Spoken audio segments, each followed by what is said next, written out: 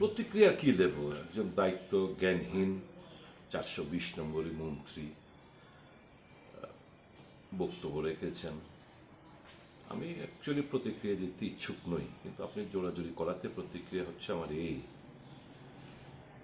যে আমি গত দুদিন আগে আমি ধর্মনগর সফর করি, পাবিয়া ছাড়া ফটিকরায়ও যাই পঞ্চায়েত নির্বাচনকে কেন্দ্র করে। ফটিকরায় বিধানসভা কেন্দ্রে এমরাপাশা বাজারে একটি সভায় আমি ৭০টা কথা বলেছি। এটা রেকর্ড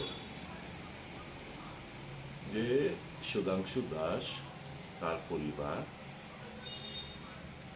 অন্তোদয় যোজনার পরিবার, মানে বিপিএল থেকে চরম অর্থনৈতিক দুরবস্থার মধ্যে একটা সময় ছিল।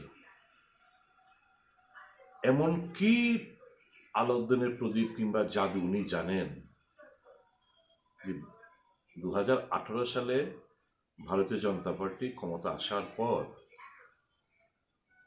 বিধায়ক থাকাকালীন উনি বিয়ে করেছেন এবং কোটি কোটি টাকা উনি বিয়েতে খরচা করেছেন, এটা সকলে দেখেছেন। ওখানে সবাই জানে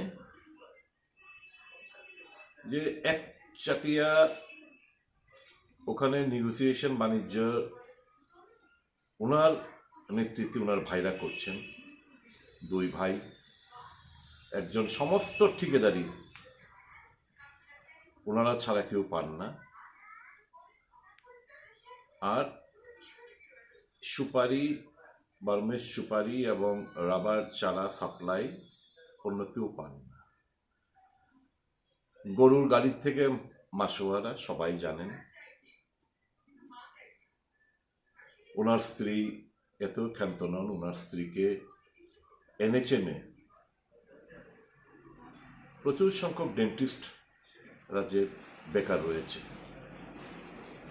এনএচএমই প্রথমবার কোনো লিখিত পরীক্ষা ছাড়া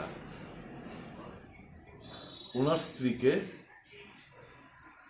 চাকরি পাইয়ে দিয়েছেন। এই সত্য কথাগুলো আমি ওখানে তুলে ধরেছি। এটা কাউন্টার দিতে গিয়ে উনি বলেছেন যে আমি যখন স্বাস্থ্যমন্ত্রী হিসেবে কাজ করেছিলাম আমি নাকি প্রায় ৪০ কোটির দুর্নীতি সঙ্গে আমি জড়িয়ে পড়েছি এবং সেই কারণে বিপ্লব দেব আমাকে মন্ত্রিসভা থেকে বের করে দিচ্ছেন। তো আমাকে তো বের করেছে 2019-এর 31শে মে। আজকে প্রায় 5 বছর ওর বেশি সময় হয়ে গেল।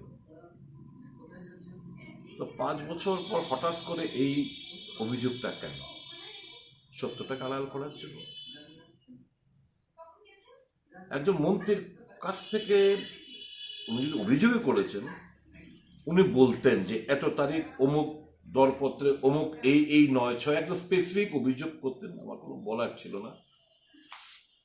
একটা ফিকটিশিয়াস একটা অভিযোগ যার কোনো তার ভিত্তি নেই, উনি অভিযোগটা করলেন। ওনার ব্যাপারে যে সত্য কথাগুলো বলেছে সেগুলো আড়াল করার জন্য, দৃষ্টির মানুষের অন্যত্র ঘুরিয়ে দেওয়ার জন্য। তার মধ্যে অভিযোগ কেন করবে? একদম এরা ক্ষমতায়, সমস্ত agency, ED, CBI, income tax, police, vigilance সমস্ত কিছু এদের হাতে। অভিযোগ না করে আমি জিজ্ঞেস করতে পারি না কেন আমার বিরুদ্ধে আইনানুগ ব্যবস্থা কেস রেজিস্ট্রি হলো না? এই অভিযোগের মানে কি? একটা মন্ত্রিসভার মন্ত্রী তো উনি অভিযোগ করলে এটার একটা ভিত্তি থাকতে হবে। এই সমস্ত ভিত্তিহীন অভিযোগ করে নিজেকে আরো 420 হিসেবে, হালকা মন্ত্রী হিসেবে, দায়িত্ব জ্ঞানহীন মন্ত্রী হিসেবে উনি নিজেকে তুলে ধরেছে। আসল কথা হচ্ছে লুটে ফুটে খাচ্ছেন ওনারা। আমাদের বুকের পাটার জোর আছে বলেই তো আমরা বিজেপি ছেড়ে দিয়ে বেরিয়ে এসেছি এই দুর্নীতির এই নগ্ন চিত্র দেখে। আমাদের কোনো ভয় নেই, আমাদের কোনো এজেন্সির কোনো ভয় নেই, কারণ আমরা সত্যের পথে চলি। রাজনীতিটা করি ক্ষমতা ভোগ, এদের মতো ক্ষমতা ভোগ আর অর্থ আদায়ের জন্য না। এরা তো এরা এরা তো এর জন্য মন্ত্রিসভাতে কিছু করতে পারবে না। যারা টাকা অন্যায়ভাবে রোজগার করছে, এরা মোদী সাহেব কিংবা অমিত শাহ সাহেব কিংবা ভারতীয় জনতা পার্টির প্রতি একটু টু শব্দ করতে পারবে না। আমরা আমাদের স্লেট ক্লিয়ার রেখে রাজনীতিটা করি, কারণ আমরা রাজনীতিটা করি এই ক্ষমতা এবং অর্থের জন্য না। মানুষ না খেয়ে মারা যাচ্ছে, তার এলাকার অবস্থা করুন, কাজ নেই, খাদ্য নেই, এই সমস্ত ব্যাপার নিয়ে করে শুধু নিজের ধান্দা। বেকাররা বেকারত্বে ফুসছে, যে ঠিক আছে ঠিকাদার সবাই মিলেমিশে করুক না, সবাই উপকৃত রোজগার করুক না, এই ধ্যান ধারণা সম্পূর্ণভাবে রাজ্যে শুধু একা সুধাংশু কেন, সারা রাজ্য জুড়ে একই চিত্র। এই চিত্রগুলো যখন আমি উত্থাপন করেছি, স্বাভাবিক গায়ে লেগেছে এবং মিথ্যা এই সমস্ত অভিযোগ করতে শুরু করেছেন। আমার বিশ্বাস, আমি জানি না ওনার যে রাজনৈতিক গুরু বিপ্লব কুমার দেব, সেও তো এই অভিযোগটুকু করলো না যে উনি তখন মুখ্যমন্ত্রী ছিলেন। সে তো আমার সবচেয়ে বড় ক্রিটিক, সবচেয়ে বড় রাজনৈতিক শত্রু বটে, তো উনি তো করলেন না। উনি করেছেন, ওনার সব প্রুফ লাইভ উইথ হিম। আমি বলবো ওনাকে, যেহেতু দায়িত্বশীল মন্ত্রী, সবার সদস্য উনি খোলাসা করে বলুক যে এই ক্ষেত্রে উনি ৯/৬ করেছেন। সমস্ত অফিসাররা মহাকরণে যারা কাজ করেছেন কিংবা যারা চেনেন জানেন, সবাই জানে আমি সত্যের পথে আমি চলি, নিষ্ঠার সাথে কাজ করেছি এই 14 মাস।